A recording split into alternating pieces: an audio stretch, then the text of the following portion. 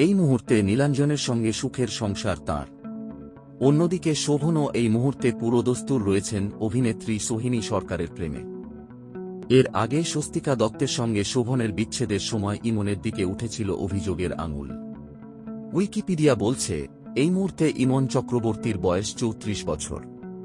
অথচ অধিকাংশ ক্ষেত্রেই বয়সের তুলনায় বেশ খানিকটা বড় মনে হয় তাঁকে।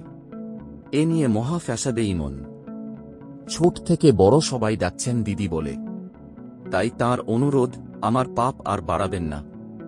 এর আগে বয়স নিয়ে কটাক্ষের মুখোমুখি হতে হয়েছে তাঁকে। প্রাক্তন প্রেমিক শোভন গঙ্গোপাধ্যায়ের সঙ্গে তাঁর বিচ্ছেদের কারণ নাকি বয়স।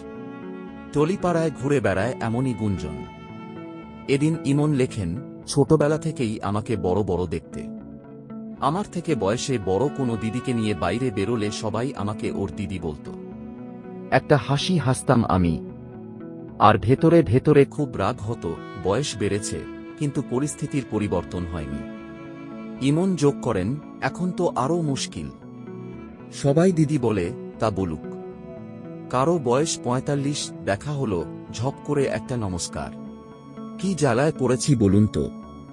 ঝপঝপ করে পেন্নাম করে আমার পাপ আর বাড়াবেন না তো।